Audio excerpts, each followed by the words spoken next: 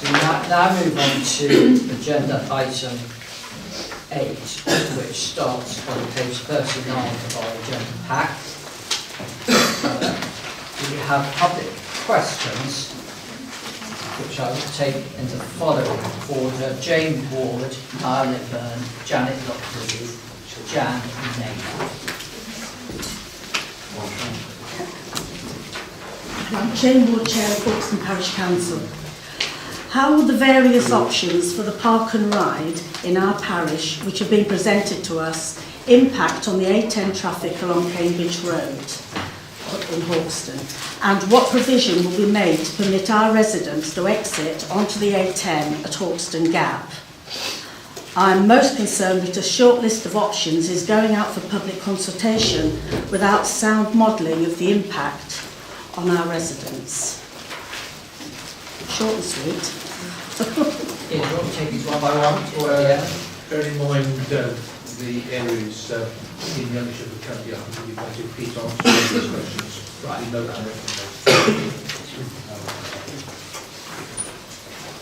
Do you want me to, it's a one by one, Chair? Which would you prefer? One by one. Yes, options need to be model tested and information needs to be put in the public domain so that residents, parishes can take a considered view. I'm not going to model it because when we had the... sorry, we don't have... Oh, sorry. So the information will be there. It will be there. Yeah. Okay. I'm sorry. No, it's fair enough. Niall Byrne, Chair of Hawkston Parish Council. Good evening, Mr. Chair, ladies and gentlemen. I have 3 questions, please. The first is that the traffic on the A10, which is our high street as well, is forecast to increase by 30% in the period out to 2031. Now, currently, there are 16,000 vehicle movements on an average working day, that's 24 hours, on Hawkston High Street, which, as I've said, is the A10. That 30% increase will bring the total to over 20,000 vehicle movements per day. Please detail the palliative measures the Greater Cambridgeshire Partnership will take to address this traffic situation. Could you please include pollution aspects as well? We have a primary school pretty hard by the high street.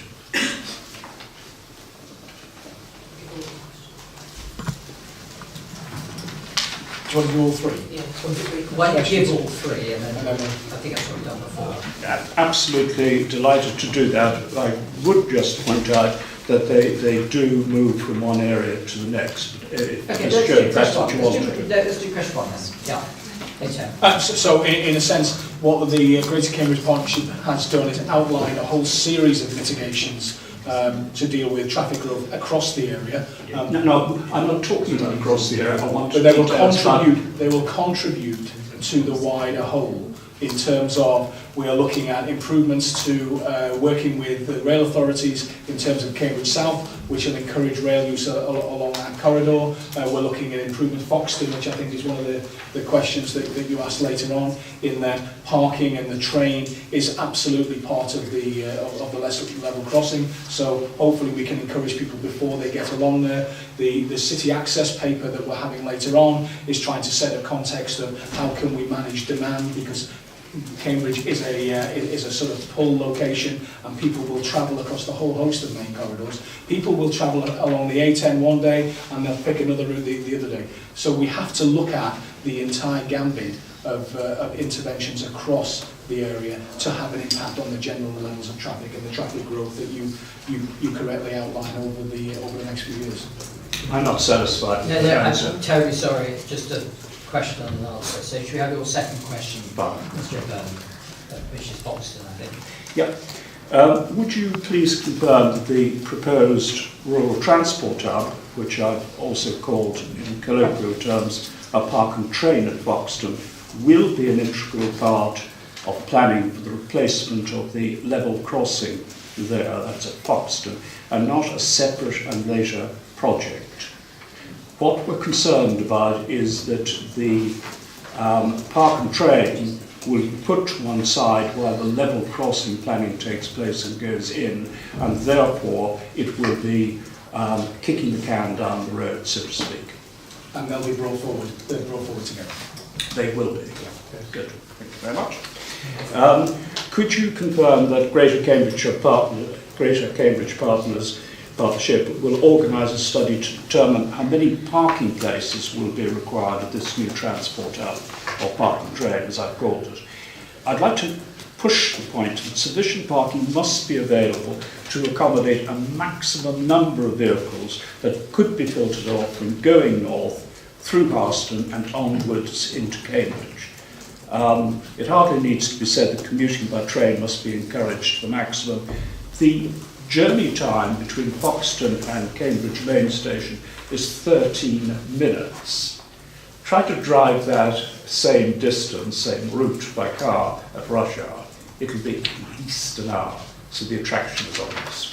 Repeat the question, which is the number of spaces at Foxton. So that work will be undertaken as part of the plan work. There won't be a separate study. It will be undertaken as part of the work in terms of the parking requirements in the area. And the Network Rail study in about 2013 had 85 spaces, and I think at the previous board meeting we all completely rubbished that and thought that was ludicrous. I was challenged by Dottie McLeod on BBC Radio Cambridge. I was talking about hundreds, and she said it should be jolly well be hundreds. You may not have read in our agenda paper, but Councillor Price would have read out if he was here that the Assembly used the word thousands. So I think we're all in the same space as you are on that particular point. Thank you very much. Thank you. Janet Lockwood. Councillor Janet Lockwood. Thank you. District Councillor for which villages, Janet? Harston and Hawkston. Thank you. So, similar to your previous questioners, I did notice you just said, Chairman, that the number of parking spaces was in the thousands from No, I didn't. I the said that Assembly. the Assembly had discussed thousands. Right, but I hope that's in terms of, I suppose that's all over, it's not just Foxton, weren't you thinking of? Well, if we had Councillor Price here, we could go into more detail. I'm Right, just reading sorry, what's yes. written in the agenda paper. So my question was, please would the board delay starting the public consultation on the various proposals for the Junction 11 Park and Ride arrangements until they've seen the evidence on how these will impact on the A10 traffic. But I hear you're going to present that evidence in the part of the public. That was part of my responsibility, yes. Because I understand it's being prepared but not yet ready. I'm concerned the Park and Ride will not work for the increased traffic along the A10 corridor. In fact, when the Foxton level crossing is bypassed, I think there's a distinct possibility of a continuous traffic jam from Foxton to Junction 11 at peak times, significantly delaying cars reaching the Park and Ride. So I urge you to research some way of transporting the new commuters from south of Harston to wherever they want to go, not using a car along the A10 through Harston, which I think is totally unsuited for that volume of traffic. I think we sort of answered your question already. I think you have. Thank you. Jan Naylor, member of Harston Residents Group.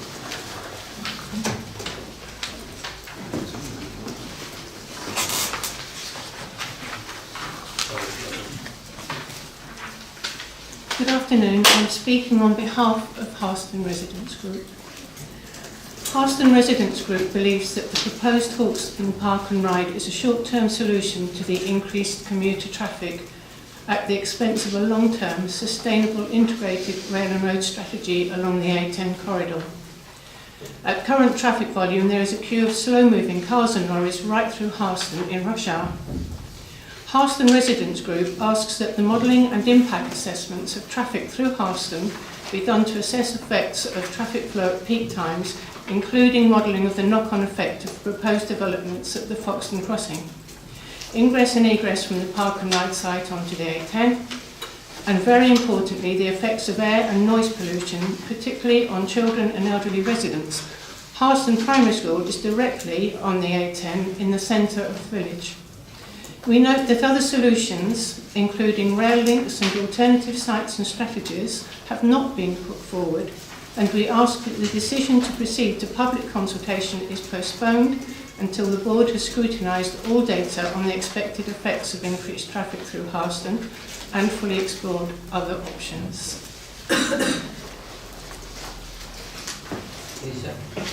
So similar to previous answers, the information will be provided as part of the public consultation, and then we look forward to hearing people's views on that.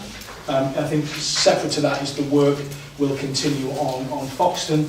It's at a less advanced stage, and that will be brought forward in terms of what the impact will be, both on the A10, but also the impact of the parking proposals in terms of what they will offer to enhance or encourage use of the rail service in the area. Thank you. Peter, now, your report. Sorry. Thank you. And your report, Peter, should we do that bit first? We're then going to talk slightly sort of further up the trunk of the road, and then we're going to talk about Girton Exchange, and then Thank you, Chair. So that's right. Three parts of the report. So park and ride at junction 11. So you'll recall previous recommendation to get on and produce a business case by the end of this year for a park and ride site that primarily serves the motorway and the motorway traffic coming off of junction 11. Coming north and turning into Cambridge. So the proposal, whilst we've consulted some time ago on the principle of the park and ride, and which there is broad support, what we want to do is to ensure that that is still the case, to come forward with detailed, particularly access proposals. So how would people access the park and ride site from that location? And that would form part of the business case development, which we're still on track to achieve by the end of this year. So in essence, the recommendation is to seek your approval to consult on those variety of options that exist in terms of park and ride site at that location. Do you want me to briefly do? I think the second bit, the other bits are a little bit, hopefully says, rather immodestly said, a little bit more straightforward, was in terms of working with Highways England on both the Girton interchange and smart motorways. The Girton interchange, you do not need me to tell you that it's not a fully functioning interchange. It partly serves the movements required in the area, but significantly it doesn't. That interplays with our network quite significantly, i.e. people have to use the local network instead of being able to sit on the trunk road network. We've been working with the Highways England and their consultants to make a case for that. We continue to do so, and we anticipate that work concluding over the next few weeks. And we're seeking support for a delegated authority to continue to petition the Highways Agency for interchange improvements. Smart motorways, again, it's part of petitioning Highways England. People will notice there's a marked difference in usage of the M11 around Cambridge to slightly lower down around Stansted, which might be somewhat surprising, but there's a significant increase in there. Part of that is because we are using it effectively as a local distributor road to get around Cambridge because of the impacts on all the existing prevailing conditions on the rest of our network. Nevertheless, what that means is that it is not terribly resilient as a motorway, and so the slightest problem on there brings it effectively to a standstill. Smart motorways is essentially hard shoulder running, delivers some additional capacity on the motorway itself, but also will get investment from Highways England on the junctions, and the junctions directly impact on our network, and so getting additional capacity in the junctions will give us some additional space that we could maybe promote additional public transport services by giving that capacity. So again, we've been working with them to demonstrate a case for that, and that would be part of a combined response to Highways England to encourage them to invest in our area. It's any questions, Chair. thank you. Are there any questions, clarification for Peter? Shall I just Phil? I'm just going to try and draw out some of the themes, if I may. We start on agenda page 44, which has got the map of concept of potential park and ride at M11 junction. Just a couple of points I want to draw out. At the very bottom, Peter, there's something that says dedicated park and ride access concept to be developed. And there's a red line that looks as if it's a slip road coming off the M11 going north and then going across the A10. Did I hear in an earlier briefing that that might go under the A10? The red line might go under the green? We did, Yeah. And I went to have a look at it. I mean, the A10 at that point is sort of slightly elevated above flat ground on either side by a metre and a half or something. So what you would sort of dig down and under, is that the concept? Essentially what we're trying to secure there is a grade separation between accessing the park and ride site from the motorway and having to go anywhere near the A10. I never know what grade separation So it's higher or lower? Yeah. Yeah, so we go under it or we go over it. So what doesn't happen is the vehicles come off the M11 and then impact on the movements on the A10. Because we don't want to do getting that. over the A10 will get huge public resistance. Well, very public. It has a very different feel Yeah. in terms of it's far more visually intrusive Yeah. than going under. Okay. And the grades probably work for us, albeit some of my design engineers will be a little bit concerned. And then, how do you think buses might get from the park and ride across into Trumpington? There's an orange sort of loop at the bottom, So and that then there's the agricultural bridge at the top, and sort of through the middle that I think it's called Donut. yeah. So again, the same principle. What we don't want is the buses getting caught in general traffic because it doesn't benefit them, it doesn't benefit general traffic. So we either look at an enhancement, a significant enhancement to the junction itself. And again, that's quite expensive, it's quite intrusive in terms of Highways England. Or can we use the agricultural bridge that exists to say, again, this is a separate access arrangement where the buses can use them and not impact and not get caught in other traffic. Okay. And then finally, would there, if this proceeded, would there be lots of screening and trees, etc., around the boundary? Oh, absolutely. I mean, again, and that's something Not that necessarily you're never going shown. to get from a map. Yeah. So as we were going forward, we would have to bring that alive in terms of artist impressions to say, you know, what we would be hoping to achieve is you can't see this. And the access and egress arrangements are such that they have minimal, if any, impact on the existing local law. Okay, thank you for that. If I can then move you up Trumpington Road, and the general pack has got that map, and I think most of us, you know, I live in Brompton, not a million miles away, that whether you call it the Park and Ride Junction or the Waitrose Junction, you know, it's a terrible bottleneck. So I think what you're proposing is you don't have any solutions right now, but this would be part of your thinking. It goes right up to include the Long Road Junction, right up to include Brooklands Avenue Junction. So effectively, I think what you're saying is it's you know, have you got people into a bus at the Park and Ride? It's then the whole way back into the centre field. It's the whole journey. So encouraging people to use Park and Ride is about then the length of journey and critically the reliability of the journey once they get in that Park and Ride vehicle. So we cannot just look at any Park and Ride site without looking at the flow beyond that, both to and from. I mean, I have to say, I was stood at the Waitrose Junction a couple of weeks ago in the pouring rain. I had to go inside, it was so cold to get a cup of tea. Just looking at those movements, and it's a tightly constrained environment, but we have to come up with a way of ensuring that there's a general improvement in traffic flow, not just public transport flow around those areas, because particularly at key times, you know, it is really heavily congested. So just to manage public expectations, I don't think we're what I might call launching a scheme on Trumpington Road to the same extent as we've had the Milton Road scheme and the Histon scheme. We're not doing that, are we? This is a first look. Is that right? This is a very early look. And what the paper says is we just want to involve some of the local residents groups, some local stakeholders. So let's just start seeing what the art of the possible might be.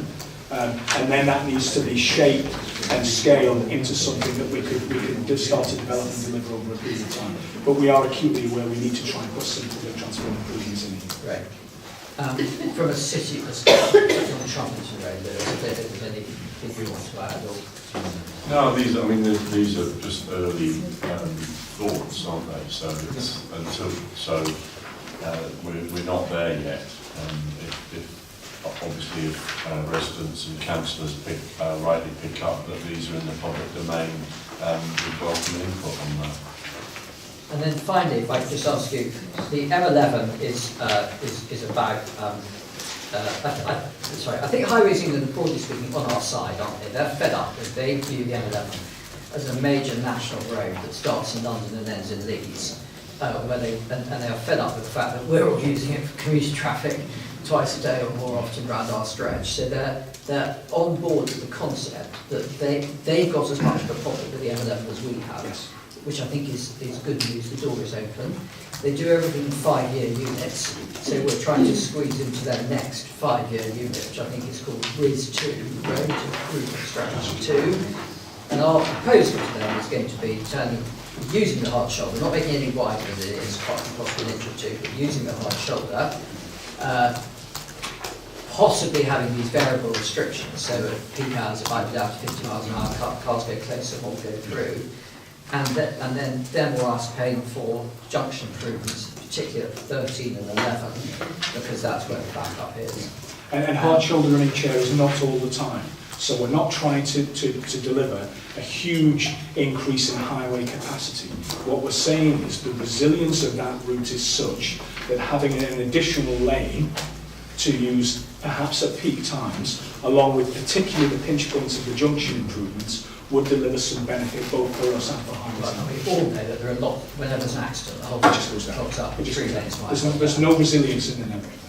And then finally, at Girton interchange, if I'm right, where we've been told by Highways England, absolutely no way can we go into their A14 scheme, we've accepted that, but what we're trying to push ourselves into is their A4. Is there what scheme there? What Cambridge scheme? Expressway. Scheme. So we're trying to push ourselves into their east-west Oxford Cambridge Expressway. Yeah. And I think at the moment there are sort of two bookends. There's a sort of roughly 30 to 40 million pound idea, which basically just means if you go north up the M11, you would then go on to the 428 seamlessly. And if you're coming along the 428, I think you come off, do one roundabout, 2 roundabouts and south. There are some pink lines on a map that Highways England themselves published about 3 years ago in a letter to Coton Parish Council, which is in the public domain. And that is sort of costed at 30 to 40 million. And then at the other end of the spectrum was, I think, what people call all movements, which is costed at sort of 250 million, but would be the spaghetti junction to end all spaghetti junctions, and you could just go from everywhere to everywhere without stopping. Is that a fair description? That's very, I mean, the orders of magnitude are of that sort of picture, yes. And clearly, I mean, I think that the Highways England will be saying the big one all looks very terribly difficult and it's a very large amount of money, whereas actually the sort of shorter term option would deliver some benefits for our local network, and therefore we just want to try and continue to give them a nudge so that their pink lines become maybe firmer pink lines. We've already met with the Chief Executive of Highways England, Lewis. I think you led that meeting at the beginning of the year. We've written to the Chief Executive of Highways England, and what we're proposing to do now is more than just write a letter. We've got consultants on board. We're using their consultants to use their framework to demonstrate the case for these interventions. So this is getting quite far along the way, and the exciting thing I haven't realised is we're paying for and using their consultants. So with any luck, they ought to really believe the case because it's partly coming from their own mouth. Yeah. Great. Sorry to labour that, but I think it's useful to bring those points out. Any more questions of clarification? I just want to set on the smart motorways. When we went to meet Highways England, we wanted them to listen, to give priority to public transport in the extra third lane that's created. Is there any potential that they'll listen to that? Because simply you encouraging more traffic, including more commuter traffic, will simply just block the 3 lanes eventually, won't it? But simply doing that on a permanent basis. Roads encourage traffic, and it's likely that an already busy motorway will get busier. There is very little chance that Highways England go down the line of a bus-only lane. They tried that on the M4. It didn't prove terribly successful by any measurement, and so it's unlikely that they do that. But what we want to continue to work with them on is how do we use this additional capacity? And I think it's important to recognise the additional capacity is not just on the motorway. If the additional capacity on the motorway is to deal with resilience, they've got to alter the motorway junctions, which gives us additional capacity that we may want to assign to public transport. So that, I mean, going back to the visual, so they can get the, so there's some form of, it might only be 300, 400, 500 yards of bus lane, but it gets them past the pinch point. So we have that ability and that flexibility at the junctions, and that's entirely arguable because the junctions are the local network. So I think that's the real opportunity in public transport terms. I don't see them simply saying a 3rd lane is a bus lane on the motorway, because they've been big on doing that. So we reopened some of the earlier work on junction 11 and also junction 13 in particular, because they don't work at the moment. So we focus on this recommendation, the recommendations here, and we say, should that then happen, we've already got some work in our back pocket, and we'd really rather like to progress as soon as we can. Ian, do you have any more questions of clarification? Well, yeah, I think it's just about how it's all joined up, because we've got the 4 to 8 proposals between the Black Cat and Captain Gibbet, which is, I think, Highways in another team. You've got the Oxford, Milton Keynes, Cambridge Expressway, and they are different teams, both of them, as far as I'm aware. And I think the important bit really for us actually is to make sure that not so much that we're joined up, but they're joined up, because one would influence the other. And my real question to Peter, I think, actually is to making sure that they are joined up, because when I went to Milton Keynes, we had a presentation by Highways England in respect of the Oxford-Milton Keynes corridor, and Girton didn't get mentioned. Oxford got plenty of discussion, okay, because I appreciate the fact that they've got considerable problems down their end of the expressway. So I want to be confident, Peter, that we are all joining up, not just us, but their teams as well. And so maybe at some point it might be useful to see if we can't pull the 2 teams together with your help to make sure that nothing falls through a gap. I mean, the 4 to 8 should be, in theory, announced not too long before the third route. So I just want to make sure it's all joined up with Highways England, Mr. Chairman. And I think that's a key role that we take on board. And so in terms of the modelling we've been doing around Girton, we've been modelling Expressway, and we've been modelling 4 to 8. So actually, and using their consultants to call back to them. So I think a key role for us is we need to make the connections and then keep pushing it back to not just within Highways England, but then across the various executive agencies, so Network Rail and the like, to say this is why it's important to invest in our area. And these are, you can have every road lead to the Girton interchange, but the Girton, unless you do something with it, you're not delivering any distance past it. That was my query. My concern is that junction 11, junction 13 are already really dangerous, so the long queues on the hard shoulder already, because there's little capacity to get into Cambridge and into CPC. So we've already got the hard shoulder being used for typically half a mile or more. If we get to the junction 11, junction 13, it is very dangerous. Thank you, Bill. Anything? Any questions, clarification? Should we move on to the board discussion? So if we look at our page 39, paragraph 2 recommendations, we can take them in that order. So the first one is to talk about a new park and ride and work along Trompton Road. Does anybody want to bear some views or kick off a debate on that? Dan? Kick off with a thought is, I guess none of us like park and rides. They're not the ideal future solution, but we've got a really critical issue there already at this junction. So we've got 17,000 or more people already working in the hospital and the university and the businesses on CBC, let alone going into Cambridge as well. That's about to increase with Papworth Hospital coming in this year, September this year, I think. I think there's likely to be 5,000 more people going into CBC, again, even aside from going into Cambridge immediately, as in this year, before we even get through to the plan. So accelerating some solution is really critical. If there's something better than park and ride, then brilliant.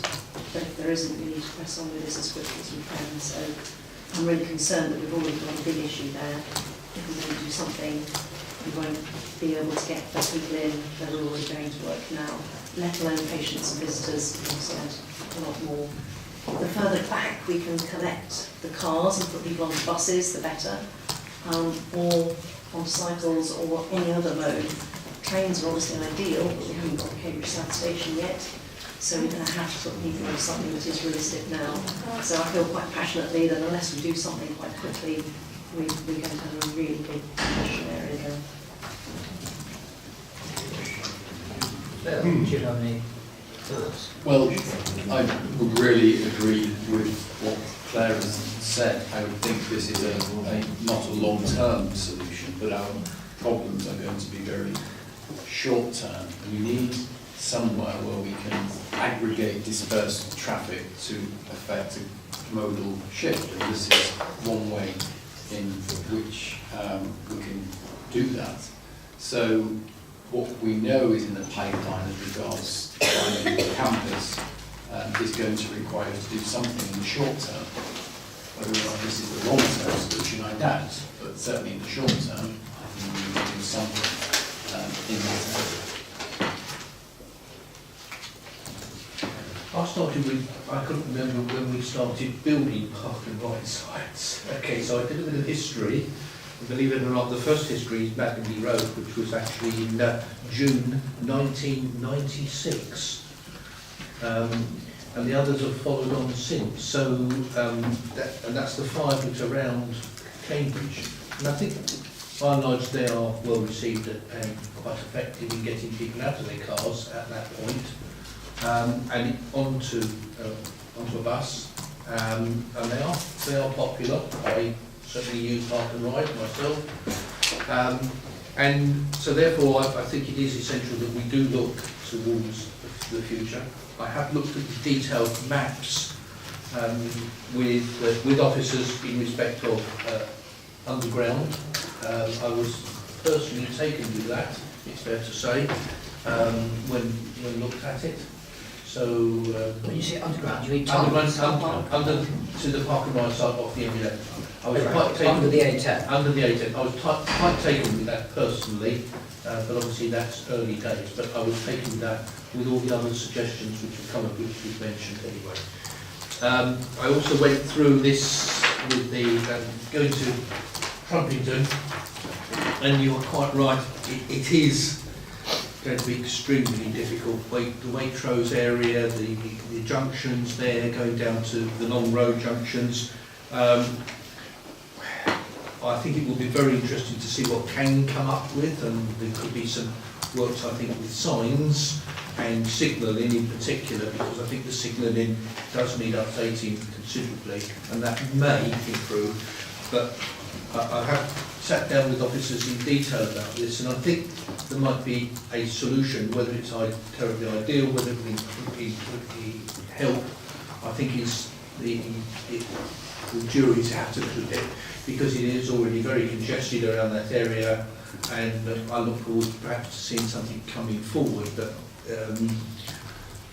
there is, I'm trying to find it on the thing, there is certainly land close to something which may help, which I have to say, it's on, apologies for people,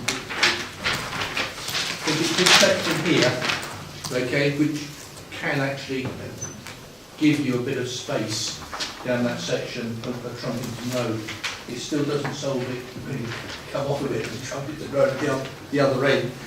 You're still going to hit the traffic. So I think it would be very interesting to see the cost benefit, to be honest with you, about whether that's a value. But I think I'm content with the moment to see that go forward in respect of Trumpington. And those are my comments. Well, as I said, I mean, we do have a major issue that we need to both increase the out-of-town options for people, Cambridge South, the Carpen train, the other options, but you know, we can't put off for long a significant intervention just with the number of people coming into the biological campus. At the moment, we've just got a growing amount of road traffic, both coming up and down the A11 and also coming up the A10.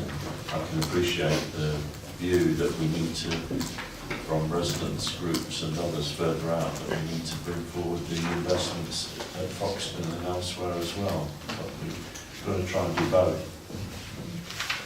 So I think the mood of everybody is that this is something that is desperately needed, most particularly for the biomedical campus, Papworth and others. But I've certainly been cognizant of public questions that we've had from the area, and the benefit of getting public questions 3 days ahead is that one can sort of think about them and ponder them over the period and have a pondering. And so I've done some pondering as an alternative to 2.1.1 written on I don't know where it comes from. And I'm going to read this out. So this is my sort of thinking that the board may want to reconsider instead of 2.1/1. I'm going to read it out for people on the television cameras and know what we're saying. So effectively, I'm trying to do what I think the public questioners have asked us to do. And if I haven't got that properly, everyone will just have to apologise. Accept my apologies. So in respect of a new park and ride at M11 Junction 11 and the associated public transport or vehicle access onto the M11 and the A10, I suppose I mean on and off the M11 and A10, the board, depending on my colleagues' views, might agree that further analysis should be undertaken and opinions sought, and then brought back to a future meeting of the Joint Assembly and the Executive Board in the form of an outline business case. And there's a subtlety there, it doesn't have the word full outline business case. This is an earlier stage, it's an outline business case. For these or better options, for further discussion, and a decision at that time whether or not to proceed. Any public consultation will be deferred until after that decision, which is, I think, what public opinion and a lot of the questions were looking for. And then just say that we're absolutely crystal clear. Such analysis should include as a minimum. Let's recapitulate what is the rationale for the scheme, but why there is a need for a change from the existing provisions. Now, I've handwritten onto a piece that I was listening to some more of the comments. So if people have got the type version, they may not have my next handwritten comment.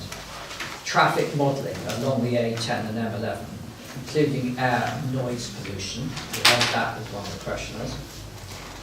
Dovetailing with a study currently being undertaken.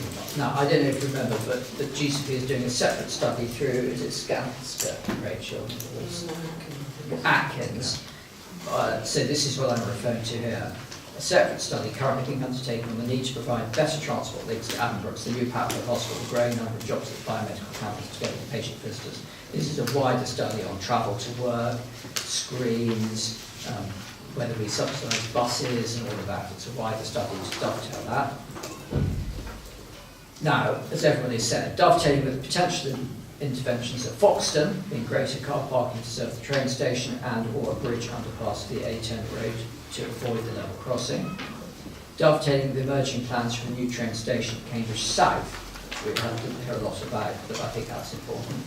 And dovetailing with the emerging plans of the CAM Metro, which is obviously really crucial. And also, now should have a compare and contrast exercise between 1, not doing this at all, no new park and ride. 2, putting the new park and ride immediately west of Junction 11. 3, expanding the existing Trumpeton Road park and ride, either going up, making it possibly a single story, or double story car park, or going sideways, taking more land out of the adjacent land. Or 4, something completely utterly different. And that's analysis. In the meantime, we should get opinions, as a minimum, from the following people: Marston and Hawkeston Parish Councils and Trumpeton Residents Association. I didn't type in councillors, but I think district councillors are always taken for read in this. Adam Brooks, the Patmore Hospital Biomedical Campus, this is particularly what it's looking to serve, that's the need. And then quite clearly, the Mayor for Cambridgeshire and Peterborough and the combined authority, because they're in charge of strategic planning, transport planning for the area. So that was working over the last couple of days, and also just now, the best that I could come up with. It's a very long resolution, trying to recognise the broad views that I think we think there is a need, but possibly more rigour and discipline needs to go into sort of what you might call proving the case and looking at alternatives. So I'll put that to my board colleagues, and I don't know if anyone wants to start off with what they would think about that. Well, I mean, I just think that it's a much more toned and thought out next stage, rather than just jumping in with a specific park and ride proposal. So I welcome it. I mean, I've heard comments from residents and councillors, etc. Certainly, I would be happy to second this. I don't think you've missed anything. If you have, somebody will correct me, I'm sure. Rachel or Peter will see, have we forgotten something?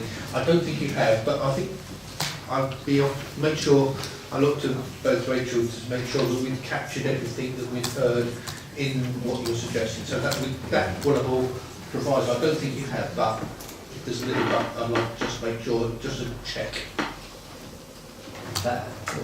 Yes, I think it looks very comprehensive as a resolution, or whatever we're meant to agree, recommendation. I'd just still say this is really urgent as far as I'm concerned, so provided we keep the sense of urgency, then let's look at alternatives or... Well, I mean, I think the working assumption is that there would be a public consultation in now, let's call it the summer autumn. I know one tries to avoid the peak holiday period, and it depends on how far, whether it's just before the peak holiday period or after the peak holiday period. Sometimes we have extra weeks in the peak holiday period, but the public should assume that there will be a consultation around about that sort of time, I think. It's all these lucky people who seem to have 4 weeks holiday. I don't know where they get it from. I would support and agree with Claire that we shouldn't let this linger too long in the systematic report. So, unless anyone has any other comments, I'll put that one to a vote. Okay, so if we do, can I just ask Rachel and Peter, do you think, bearing in mind the discussion we had, have we got it, have we captured everything? Yes. Thank you. With that reassurance, thank you, Mr. Chairman. Put it to a vote. Thank you. Did you get that? No, we're not quite there on this one, because we've now got 2.12, which is the submission on Highways England on the government's changing England smart motorway, which I think the sense of the meeting was we supported. On that one, I thought what we could do is tack on the extra words at the very end, and I'll just read them slowly.